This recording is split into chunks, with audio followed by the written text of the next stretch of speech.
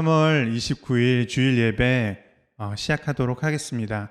다 같이 찬양 성부 성자 성령 송영 찬양 올려드림으로 오늘의 예배 시작하겠습니다.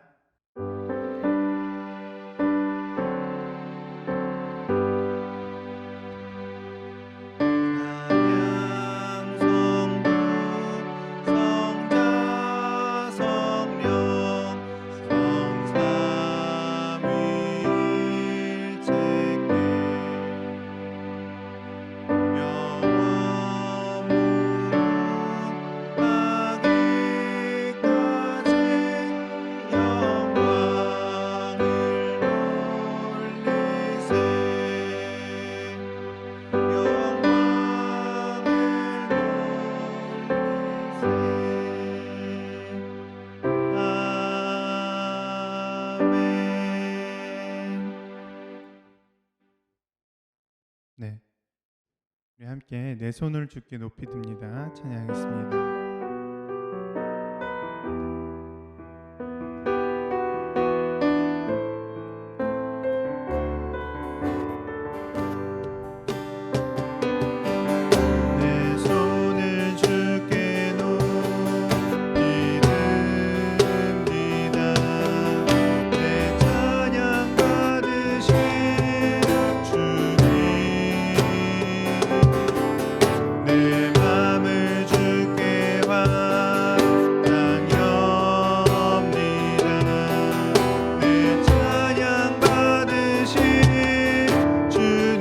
한번 내 손을 주께 높이 듭니다. 내 손을 주께 높이 듭니다. 내 찬양 받으신 주님, 내 맘을 주께 완장합니다. 내 찬양 받으신 주님, 슬픔 대신 일하길, 슬픔 대신 일하길, 제 대신 하관을, 근심 대신 찬송을,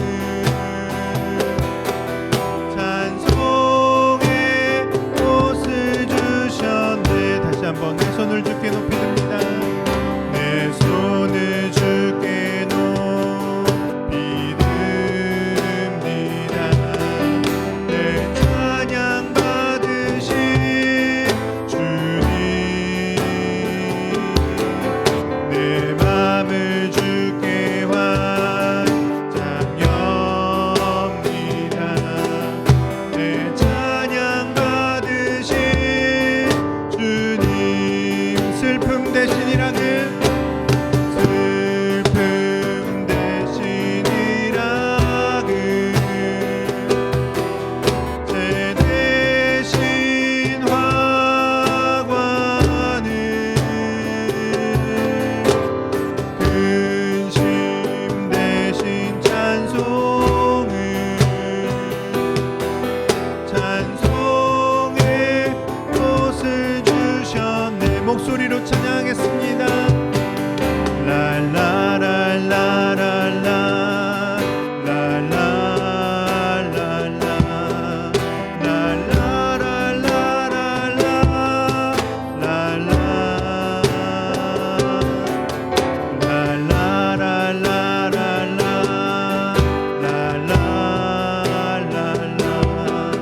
랄라랄라랄라,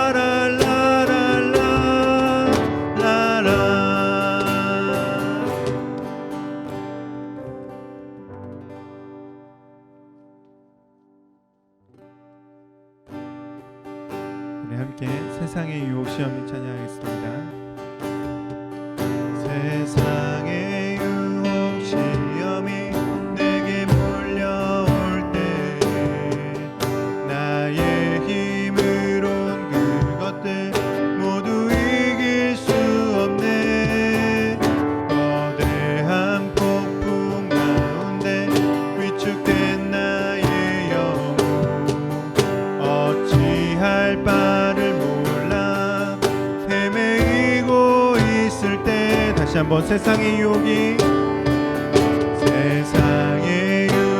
시험이 내게 몰려올 때 나의 힘으로 그것들 모두 이길 수 없네.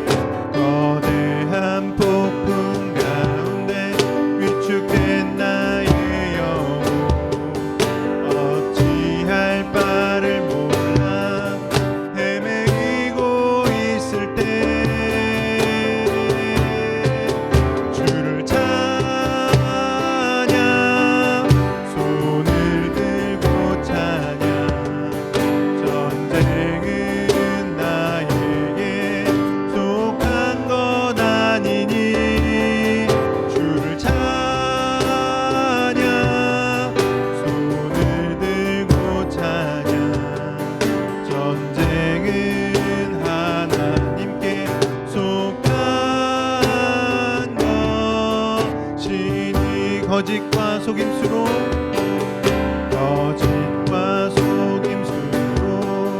가득 찬 세상에서 어디로 갈지 몰라 머뭇거리고 있네. 공중의 권세 잡은 자 지금도 우리들을 실패와 절망으로 넘어뜨리려 하네. 주를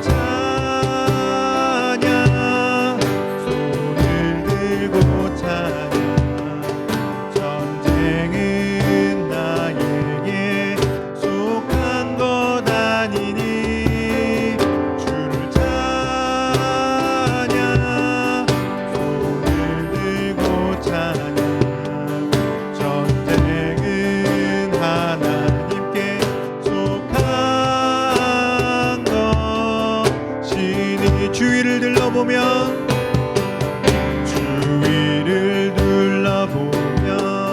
아무도 없는 듯 믿음의 눈을 들면 보이는 분 계시네. 지금도 내 안에서 역사하고 계시는 사망과 어둠의 권세 물리치신 예수님 주를 찬양 손을 들고 찬양 전쟁은 나에게 속한 것 아니니 주를 찬양 손을 들고 찬양 전쟁은 하나님께 속한 것이니 주를 찬양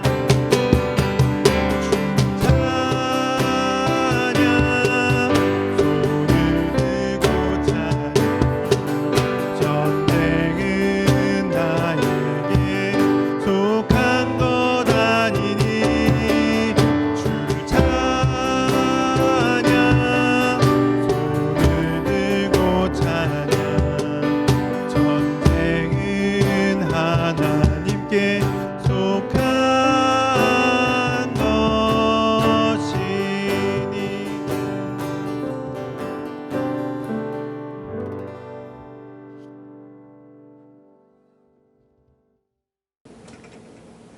하나님의 말씀 마가복음 9장 17절에서 29절 봉독하도록 하겠습니다.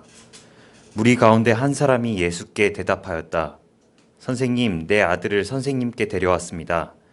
그 아이는 말을 못하게 하는 귀신이 들려 있었습니다. 어디서나 귀신이 아이를 사로잡으면 아이를 거꾸러뜨립니다. 그러면 아이는 거품을 흘리며 이를 갈며 몸이 뻣뻣해집니다. 그래서 선생님의 제자들에게 그 귀신을 쫓아내 달라고 했으나 그들은 쫓아내지 못했습니다. 예수께서 그들에게 말씀하셨다. 아, 믿음이 없는 세대여, 내가 언제까지 너희와 함께 있어야 하겠느냐? 내가 언제까지 너희에게 참아야 하겠느냐? 아이를 내게 데려오너라. 그래서 그들이 아이를 예수께 데려왔다. 귀신이 예수를 보자 아이에게 즉시 심한 경련을 일으켰다. 아이는 땅에 넘어져서 거품을 흘리면서 뒹굴었다. 예수께서 그 아버지에게 물으셨다. 아이가 이렇게 된 지 얼마나 되었느냐? 그가 대답하였다. 어릴 때부터입니다. 귀신이 그 아이를 죽이려고 여러 번 불 속에도 던지고 물 속에도 던졌습니다. 하실 수 있으시면 우리를 불쌍히 여기시고 도와주십시오. 예수께서 그에게 말씀하셨다. 할 수 있으면이 무슨 말이냐? 믿는 사람에게는 모든 일이 가능하다. 그 아버지는 큰 소리로 외쳐 말했다.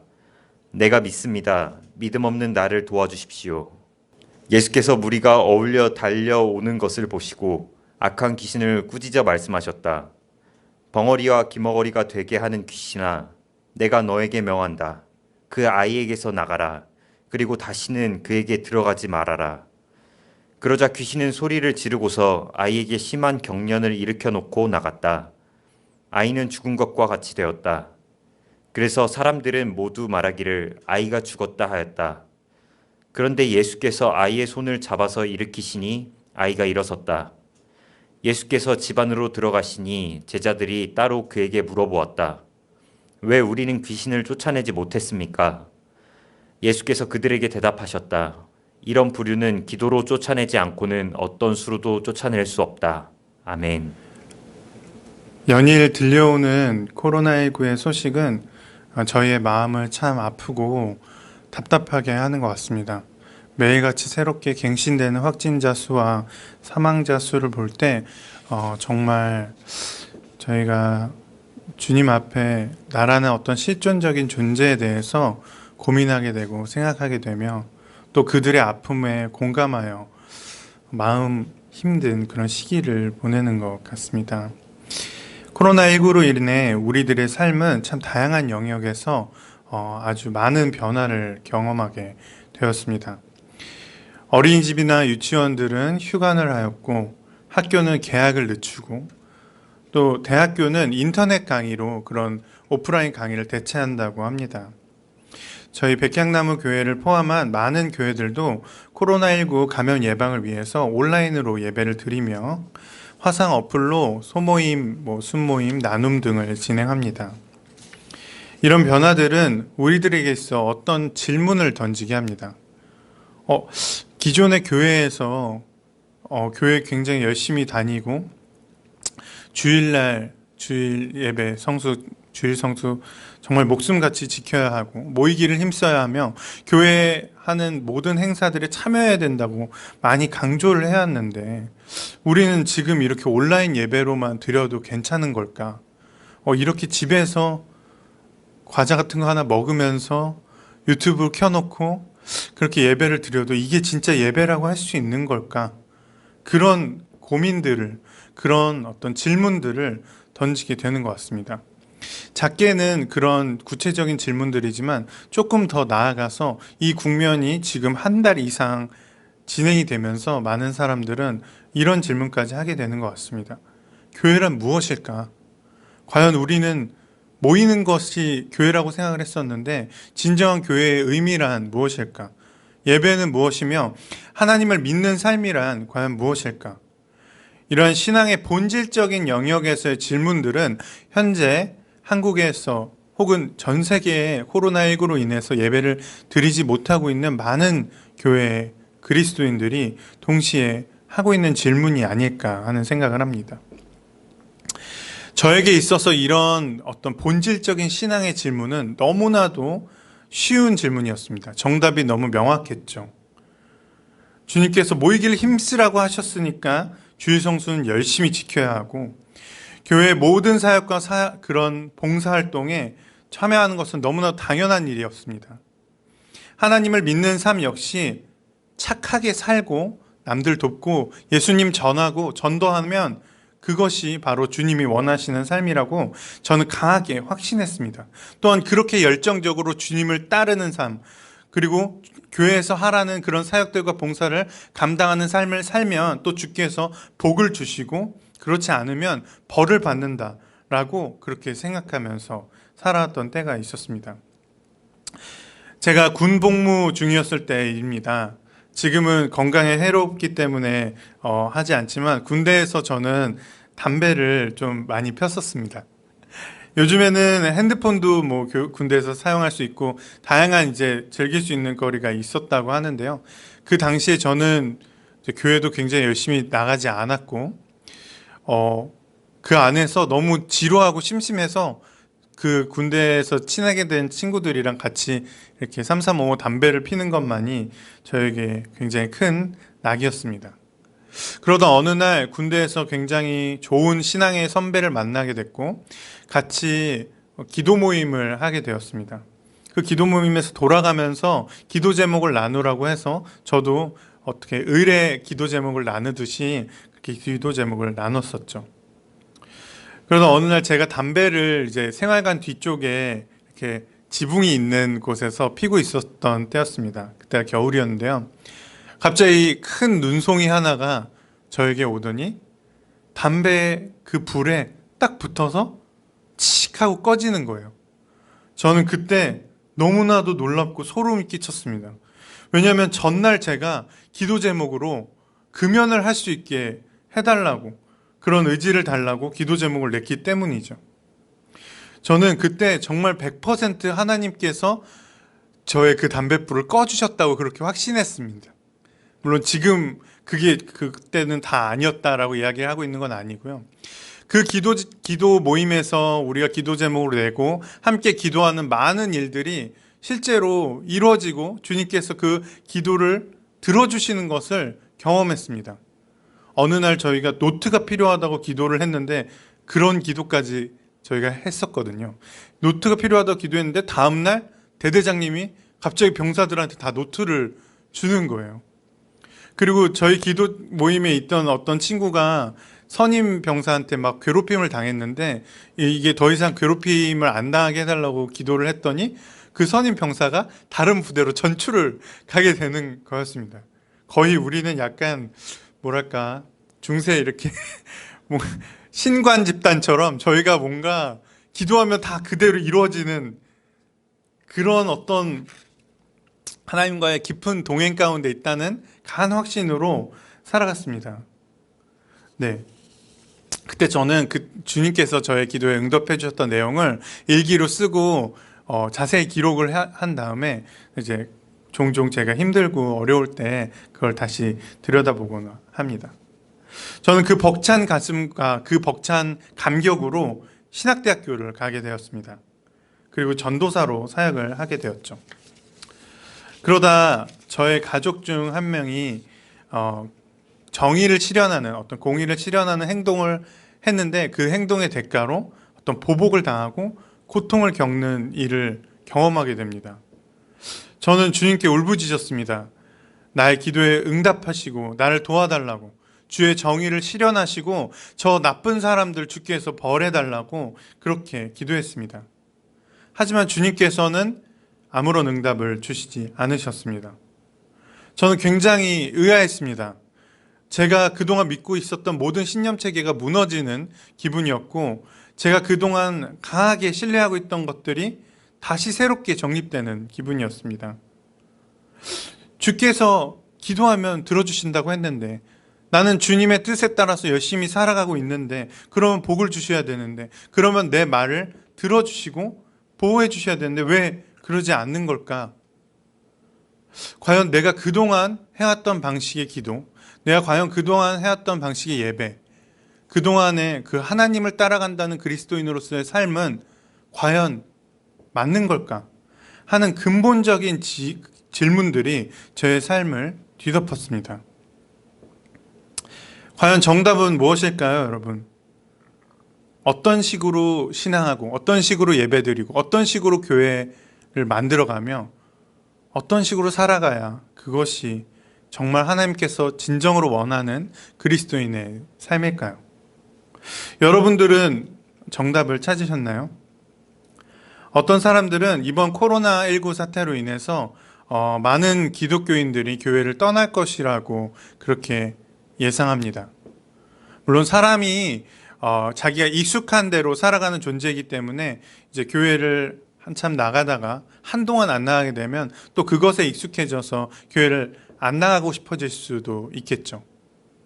하지만 제 생각에는 그 어떤 익숙함 때문에 교회를 떠나가는 사람들보다 제가 아까 처음에 시작할 때 말씀드렸던 근본적인 질문들 때문에 과연 안 모여도 괜찮네?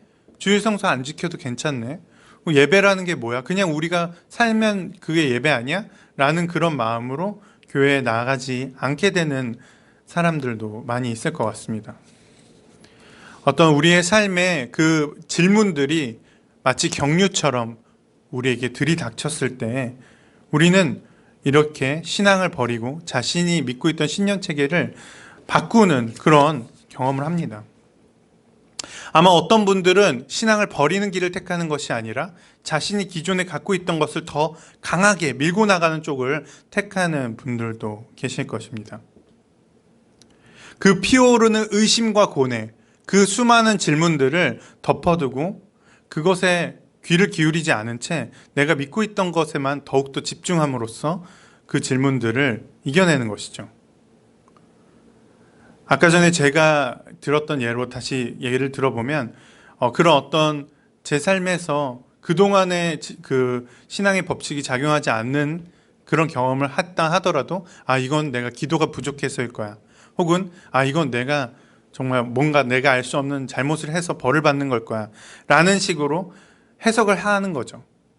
거기서 좀 더 나아가서 자신의 신앙의 신념 체계를 다른 방식으로 더 넓게 생각해보고 고민해보고 더 나아가서 그쪽으로 나를 이끌어가려고 하는 것이 아니라 기존에 믿고 있던 방식을 고수하는 방법으로 이것을 이겨내려 하는 사람들이 있을 것입니다.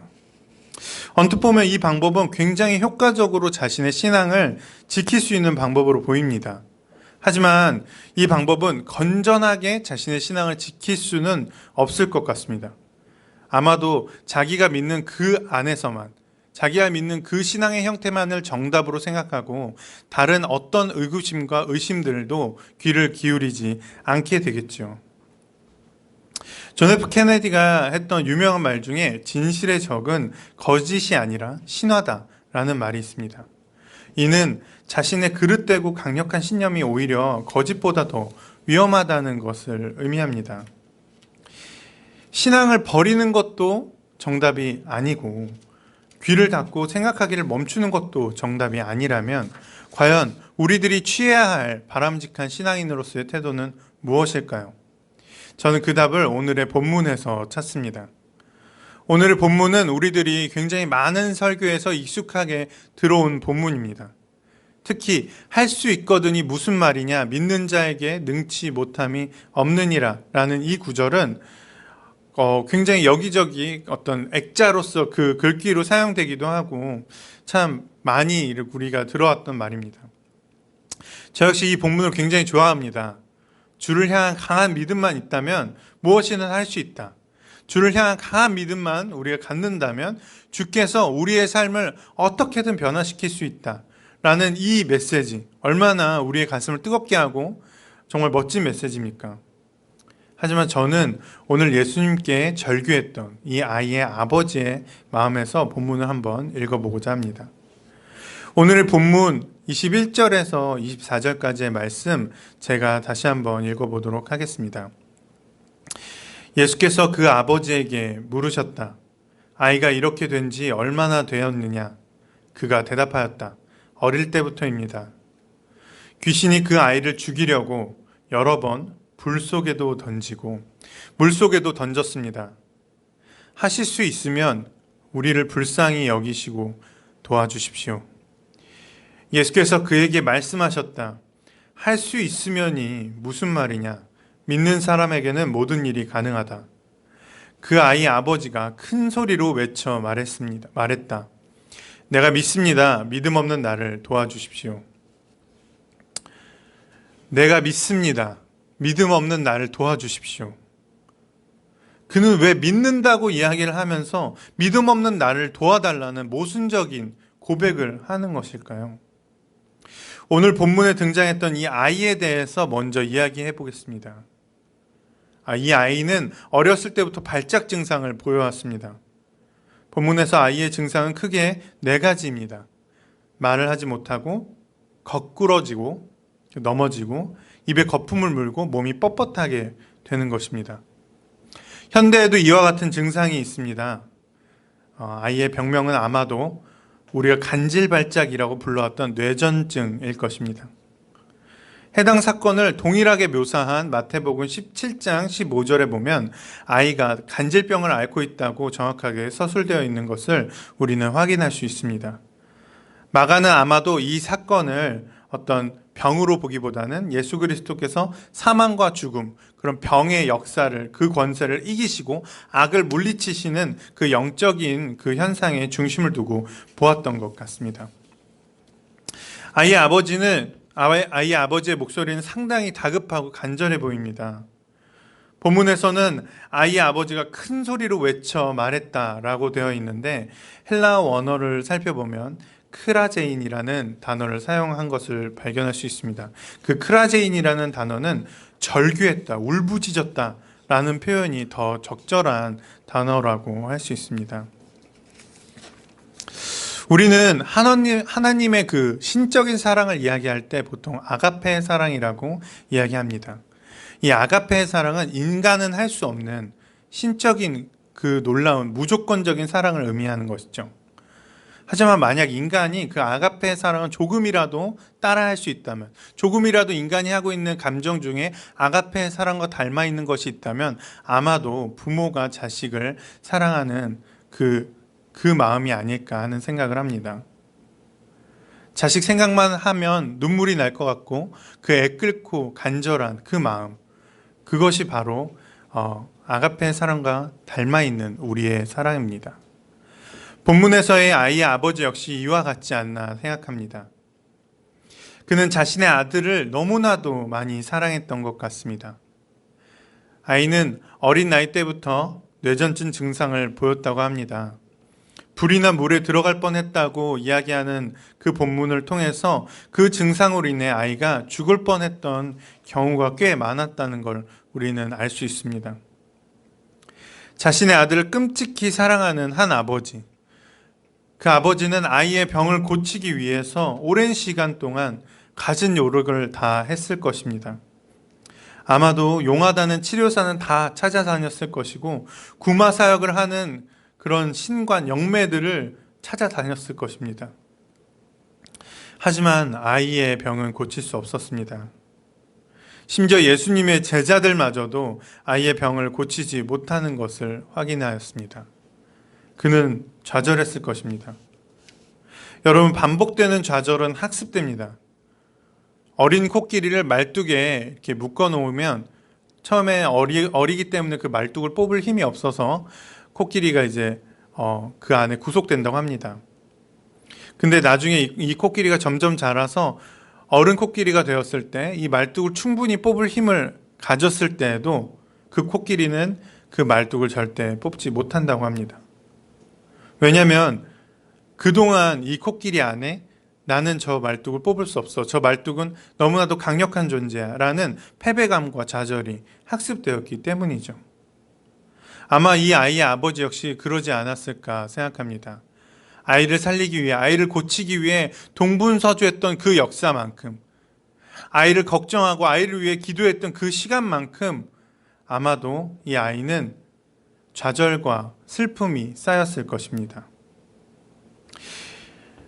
그런 아버지가 예수 그리스도 앞에 와서 만약에 주님 고쳐주실 수 있다면 고쳐주세요 라고 이야기를 하는 것은 어쩌면 너무나 자연스러운 일일지 모릅니다.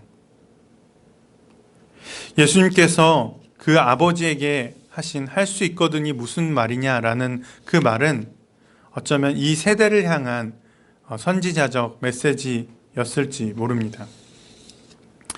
우리들도 끊임없이 고뇌하고 의심합니다. 우리들의 모습 역시 오늘 본문에서의 아이의 아버지와 조금도 다를 바가 없습니다. 우리도 주님 앞에 하루에도 12번씩 다른 고백을 할 때가 있으며 우리의 말과 행동이 다를 때도 너무나도 많습니다. 어쩌면 아이의 아버지가 처음 예수님께 고백했던 것처럼 주님, 만약에 제 기도를 들어주실 수 있으시다면 제 기도 좀 들어주세요. 라고 기도하고 있을지도 모릅니다.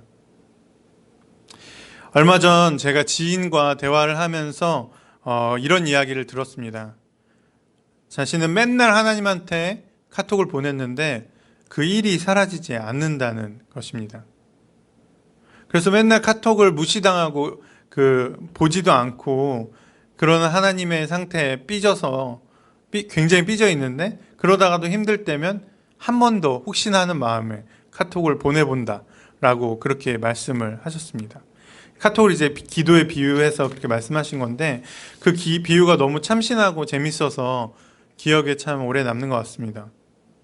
우리는 그렇게 주님 앞에 기도하고 바라고 또한 원망하고 의심하고 그렇게 갈팡질팡 좌절하고 넘어지며 신앙합니다. 우리는 의심하면서 나약해지고 좌절할 때가 있습니다. 하지만 여러분, 그럴 수 있습니다. 괜찮습니다. 예수님의 제자 도마를 한번 기억해 보시기 바랍니다. 우리는 도마하면 떠올리는 것이 불신의 상징, 어떤 의심의 상징으로 많이 생각합니다. 하지만 도마는 예수님을 너무나도 사랑하고 뜨거운 열정으로 가득 차 있던 제자입니다. 예수 그리스도께서 가는 그 길을 함께 갈 때 자신들이 돌에 맞아서 죽을지도 모르는 그런 상황에서도 도마는 예수님과 함께 죽으러 가자라고 고백할 정도로 예수님을 향한 뜨거운 사랑과 열정이 있었습니다. 하지만 그는 모든 것이 완벽하게 이성적으로 합리적으로 이해가 돼야지만 믿을 수 있는 사람이었습니다. 그래서 의심하고 그래서 예수 그리스도께서 부활하셨다고 할 때 그 구멍을 내가 보아야지만 그것을 믿을 수 있겠다라는 고백을 했던 것입니다. 그 의심의 기저에는 예수님을 향한 뜨거운 사랑과 열정이 있습니다. 정말 너무나도 사랑하고 너무나도 주님이 살아나셨다는 사실을 믿고 싶기에 의심하는 것이었습니다. 예수님의 제자였던 도마도 그러한데 우리라고 다를 수 있겠습니까? 본문으로 다시 돌아와 보겠습니다. 그 아이의 아버지는 왜 주님께 울부짖으며 외쳤던 것일까요? 무엇이 그를 그렇게 절박하게 만들었으며 또한 믿습니다 라는 고백의 동시에 주님 믿음 없는 나를 도와주십시오 라고 이야기를 했던 것일까요? 그것은 바로 사랑입니다. 아이를 너무나도 사랑했기에 절규하며 주 앞에 그렇게 울부짖었던 것입니다. 저는 오늘 고뇌하는 우리들의 모든 심령 가운데 사랑이 숨어 있다는 것을 여러분 앞에 이야기하고 싶습니다. 주를 향한 뜨거운 첫사랑의 기억을 다시 한번 떠올려 보기를 원합니다. 우리가 주님 앞에 고뇌하고 고민하며 질문을 던지는 그 마음의 기저에는 주를 향한 사랑이 있는 것입니다. 어떤 누군가에게는 정말 어떤 불타오르는 열정과 사랑 같은 마음일 수 있고 또 누군가에게는 사람을 통해서 경험한 그 공동체에 대한 사랑일 수 있습니다. 누군가는 애정, 누군가는 애착이라고 이야기할 수도 있습니다. 하지만 중요한 것은 우리가 주를 향한 그런 사랑의 마음이 없다면 의심하고 고뇌하고 이 신앙의 여정에서 이 힘든 시간을 경험할 이유도 없다는 것입니다. 하나님에 대한 그 뜨거운 열정으로 주를 따랐던 기억, 주의 공동체 안에서 함께 사랑을 나누었던 그 기억, 또한 주의 사랑을 실천하며 주의 길을 걸어가며 성경을 공부하며 그렇게 쌓아갔던 그 아름다운 기억들이 있기에 우리는 진정으로 신앙이 무엇인지에 대해 고민하고 질문을 던질 수 있게 되는 것입니다. 설교를 시작하면서 신앙생활에서 여러 본질적인 질문들이 우리를 압도할 때 우리는 어떻게 해야 하는가라는 질문을 드렸습니다. 과연 어떤 행동이 정답인가 하는 질문이었죠. 물론 각 질문들마다 무엇이 교회인지, 무엇이 예배인지, 무엇이 기도인지 각 질문들마다의 답은 또 다르게 낼 수 있겠지만 그런 질문들이 우리를 압도할 때 우리가 해야 되는 태도는 저는 고군분투라고 생각합니다. 주님, 나 주님을 믿습니다. 저 주님을 정말 믿습니다. 근데 주님, 저 주님을 믿지 못하겠습니다. 주님, 근데 저 믿음이 없습니다. 주님 도와주세요. 주님 불쌍히 여겨주세요. 라고 기도해야 합니다.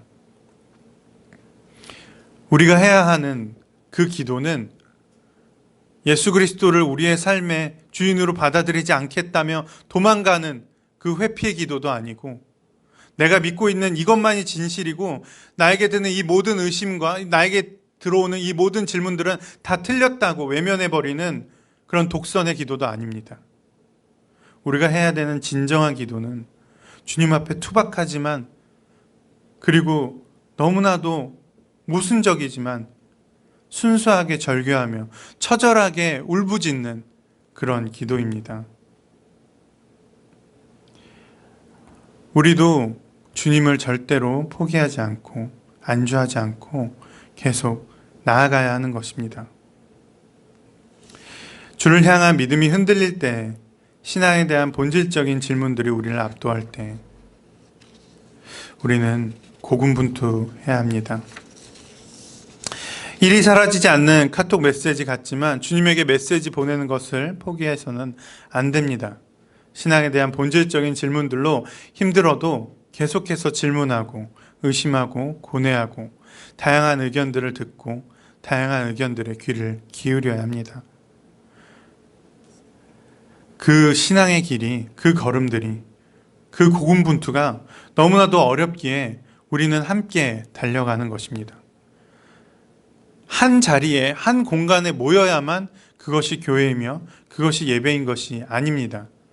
우리는 서로 독선에 빠지지 않게, 또한 예수 그리스도를 버리고 나의 의지대로, 나의 선택대로 악을 선택하며 살아가지 않게 서로를 격려하고 위로하며 서로에게 힘이 되어주는 그런 신앙생활을 해 나가야 되는 것입니다. 혼자 달리면 지칩니다. 하지만 옆에 누군가가 같이 달리면, 누군가가 나의 런닝메이트가 되어준다면 우리는 그와 함께 지치지 않고 달릴 수 있습니다. 그리고 내가 옳은 길로 가고 있는 것인지 다양한 의견을 들을 수 있습니다. 우리는 이렇게 서로에게 힘이 되어주며 다양한 의견들로 버팀목이 되어주는, 그리고 그게 서로를 사랑하고 서로 함께 나아가는 백향나무 교회가 되어야 하는 것입니다. 그런 교회가 되기를 축복합니다. 함께 기도하겠습니다. 하나님 아버지, 감사합니다. 오늘 주님을 향한 신앙의 여정, 우리가 어떤 길을 선택해야 할지, 우리가 어떤 태도로 주 앞에 나아가야 할지 함께 주의 말씀을 통해서 우리가 묵상해 보았습니다. 주님, 우리는 너무나도 연약하고 부족합니다. 때로는 정말 모든 것을 내팽개쳐 버리고 싶을 때도 있고, 때로는 그냥 내가 정말 믿고 있던 이곳에 안주하고 싶을 때가 있습니다. 하지만 주님, 우리가 귀를 닫지 않게 하여 주시옵소서. 우리가 쉽게 포기하지 않게 하여 주시옵소서. 또한 주께서 우리에게 의심해도 괜찮다, 흔들려도 괜찮다, 넘어져도 괜찮다 라고 말씀하시는 이 말씀을 붙들고 우리가 서로 동역하며 함께 나아갈 수 있게 하여 주시옵소서. 감사합니다. 예수님 이름으로 기도드렸습니다. 아멘. 우리 함께 파송의 찬양 부르고 주기도문으로 예배를 마치도록 하겠습니다. 주기도문은 새번역 성경의 주기도문으로 하겠습니다. 함께 파송의 찬양, 우리 오늘 눈물로 찬양하겠습니다.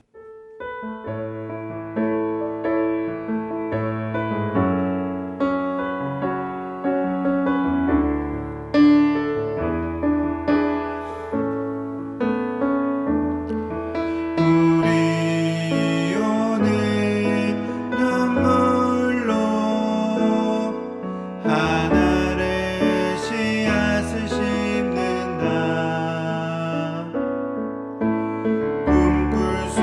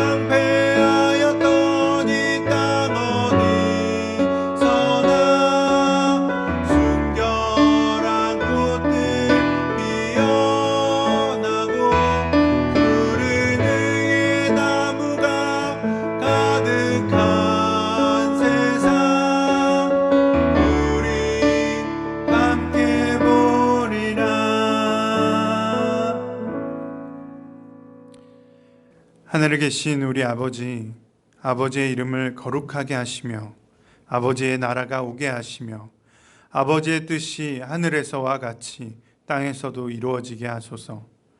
오늘 우리에게 일용할 양식을 주시고 우리가 우리에게 잘못한 사람을 용서하여 준 것 같이 우리 죄를 용서하여 주시고 우리를 시험에 빠지지 않게 하시고 악에서 구하소서.